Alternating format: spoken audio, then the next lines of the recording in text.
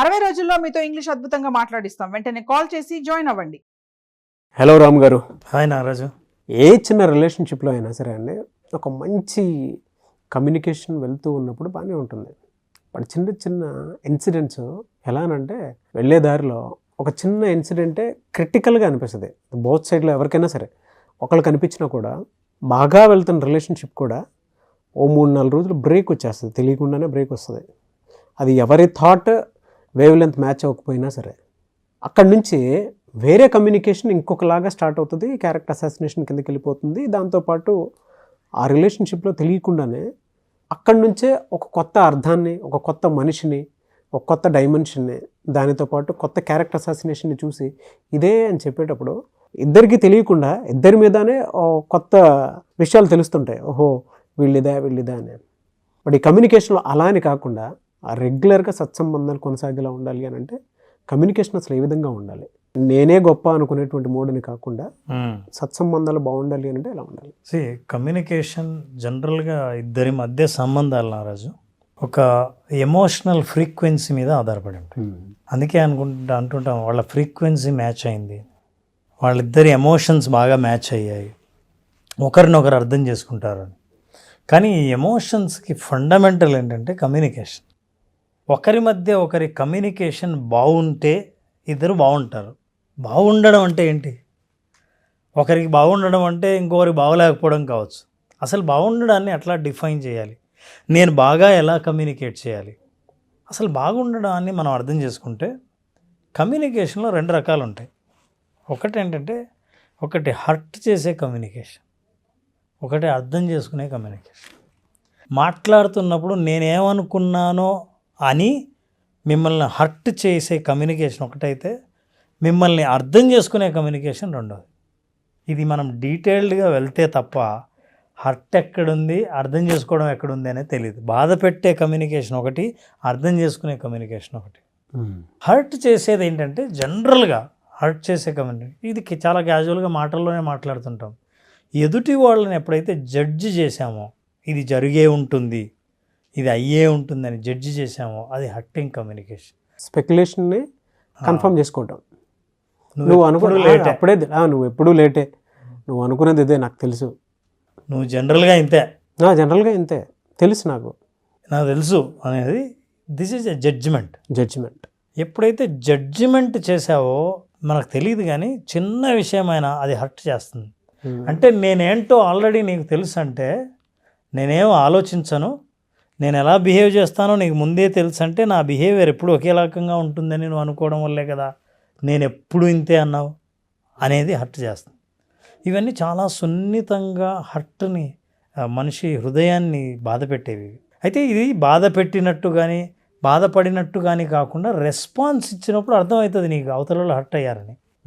So ఈ hurting కమ్యూనికేషన్లో insult చేయడం, కంపేర్ చేయడం, ఈ 3 కమ్యూనికేషన్లో ఉన్నాయంటే అది బాధ పెట్టే కమ్యూనికేషన్. మనకు తెలియకుండానే మీరు ప్రేమ ప్రదర్శిస్తుండొచ్చు, మాట్లాడేది చాలా క్యాజువల్గా ఉండొచ్చు.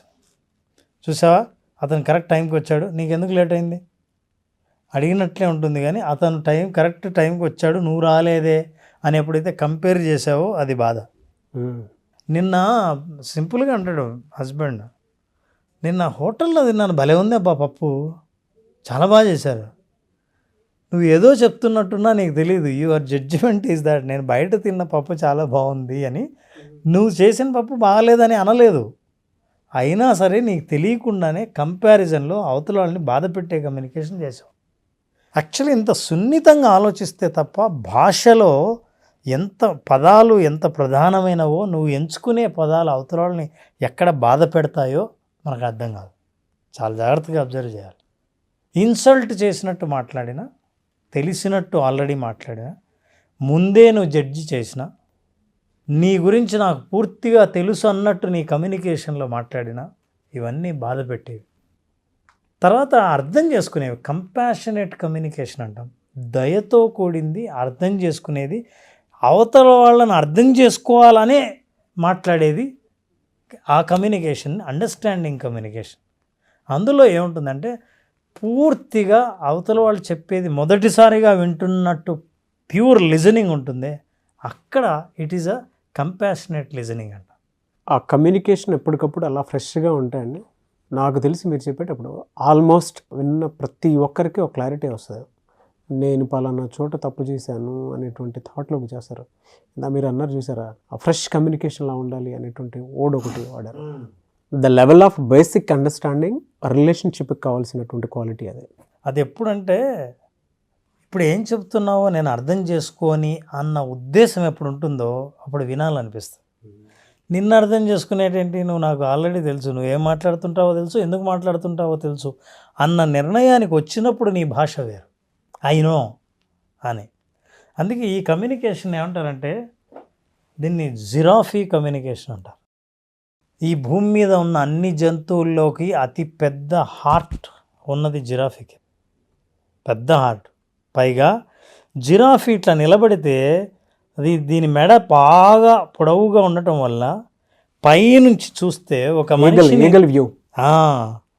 మనిషిని 360 డిగ్రీ వ్యూ చూడగలదు. అంటే ఒక సంఘటనని సంపూర్ణంగా చూడగలిగే శక్తిని మనం ఇట్లా జిరాఫీలాగా చూసినప్పుడే మనం చూడగలం. అప్పుడు మాట్లాడితే నువ్వు అంటే అన్నీ తెలుసుకొని మాట్లాడితే it is a compassionate communication. వినడం, మాట్లాడడం, అర్థం చేసుకునే మాటలు మాట్లాడేది ఒకటైతే బాధ పెట్టే మాటలు ఒకటి. నేనేం బాధ పెట్టానండి, దీన్ని కూడా బాధ అంటారా? నీకు తెలియదు. చాలా సున్నితంగా హృదయానికి గుచ్చుకుంటుంది. అవతల వాళ్ళకి తెలియకుండానే అది గుచ్చుకున్నప్పుడు ఏమవుతుందంటే వాళ్ళు విత్డ్రా అయిపోయి అప్పుడు వాళ్ళు ఇచ్చే రెస్పాన్స్ బట్టి మీకు అర్థమవుతుంది ఇది నీకు గుచ్చుకునే బాధ పెట్టే మాటలు మాట్లాడావు అని. మేజర్లీ మనం ఒక కంఫర్ట్ ఫీల్ అవుతాం. నాకు ముందే తెలుసు అని చెప్తున్నప్పుడు జడ్జిమెంట్ ఉంది అందులో, కంప్లీట్ క్యారెక్టర్ అసాసినేషన్ అది. ఇంకా అంటే నువ్వు గతంలో ఏంటో ఇప్పుడు అదే, ఇంకా ఫ్యూచర్లో నువ్వు అదే అని. అంతే. ఏ పర్సనాలిటీ ఒప్పుకుంటుంది నేను ఇంతకుముందు ఏదో నేను ఎప్పుడు అంతే అని? కంపాషనేట్ అంటే మీరు దయతో అర్థం చేసుకోవడానికి మాట్లాడుతూ బాధ పెట్టకుండా అవతల వాళ్ళని అప్పటికప్పుడు ఏ సంఘటన పట్ల ఆ సంఘటనని ఏంటో తెలుసుకోవాలన్న ఉద్దేశం మీలో ఉంటే అది జిరాఫీ కమ్యూనికేషన్. అట్లా కాకుండా సాధారణంగానే నాకు తెలుసులే అని మాట్లాడే కమ్యూనికేషన్ ఏమంటారంటే జాకల్ కమ్యూనికేషన్ అంటారు. ఇది నక్క మాటలు. నక్క ఎప్పుడు అవకాశం కోసం చూస్తూ ఉంటుంది. ఇది ఎప్పుడు హర్ట్ చేసేది వైలెంట్ అనేది. దీన్ని ఎవరైతే జాగ్రత్తగా కమ్యూనికేట్ చేస్తారో, ఎదుటి వాళ్ళని అర్థం చేసుకుని మాట్లాడతారో, నాకు నిన్న తెలిసిన నువ్వు ఈరోజు కానక్కర్లేదు, ఈరోజు నేను కొత్తగా తెలుసుకుంటానని మాట్లాడతారో దాన్ని నాన్ వైలెంట్ కమ్యూనికేషన్ అంటారు. అహింసాత్మకమైన భాష ఎప్పుడైతే వాడతారో కమ్యూనికేషన్లో రిలేషన్షిప్ స్ట్రాంగ్ చేస్తుంది. హింసాత్మకమైన భాష, వైలెంట్ కమ్యూనికేషన్ ఎప్పుడైతే వాడతామో ఈ వైలెన్స్ ఎదుటి వాళ్ళ మధ్య వైరుధ్యాన్ని పెంచుతుంది తప్ప ఇద్దరి మధ్యలో స్నేహభావం లేదా సత్సంబంధాలు నెరవేర్చే అలాంటి కమ్యూనికేషన్ మధ్యలో జరగదు. కాబట్టి మనం నాన్ వైలెన్స్ కమ్యూనికేషన్ భాష నేర్చుకోవాలి అంటే అవతల వాళ్ళ ఎమోషన్ని అర్థం చేసుకోవాలి. ఇప్పుడు ఎమోషన్ని అర్థం చేసుకోవాలంటే ఇది కూడా జనరిక్గా కనిపిస్తుంది. బాగా జాగ్రత్తగా గమనిస్తే నాగరాజు ప్రతి ఎమోషన్ ఏ భావమైనా భావోద్వేగమైనా 2 విషయాలను చెప్తుంది. నా అవసరాలు తీరాయి లేదా నా అవసరాలు తీరలేదు. బాధ, నెగిటివ్ కమ్యూనికేషన్, నెగిటివ్ ఎమోషన్ ఏదైనా ఉందో అది నా అవసరాలు తీరలేదన్న విషయాన్ని ఇండైరెక్ట్గా చెప్తుంది.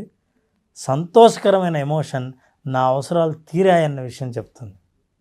నేను హ్యాపీగా ఉన్నాను అని అంటే, ఫర్ ఎగ్జాంపుల్ మీరు ఏదైనా మాట్లాడినప్పుడు నేను పాజిటివ్గా స్పందిస్తే ఐఎమ్ ఎక్స్ట్రీమ్లీ హ్యాపీ అని అంటే అర్థం ఏంటంటే నా నీడ్ మీట్ అయింది, నన్ను గుర్తించావు, నన్ను అర్థం చేసుకున్నావు అని, నా అవసరం తీరింది అన్నప్పుడు ఆ ఎమోషన్. నేను ఏడ్చాను అంటే అర్థం ఏంటంటే, లేదా ఏడ్చానో బాధపడ్డానో గట్టిగా అరిచాను అంటే నా అవసరాన్ని మీరు అర్థం చేసుకోలేదు, నాకంటూ ఒక అవసరం ఉంది. అన్మెట్ నీడ్స్, మెట్ నీడ్స్. నా అవసరాలు తీరిన అవసరాలు, తీరని అవసరాలు.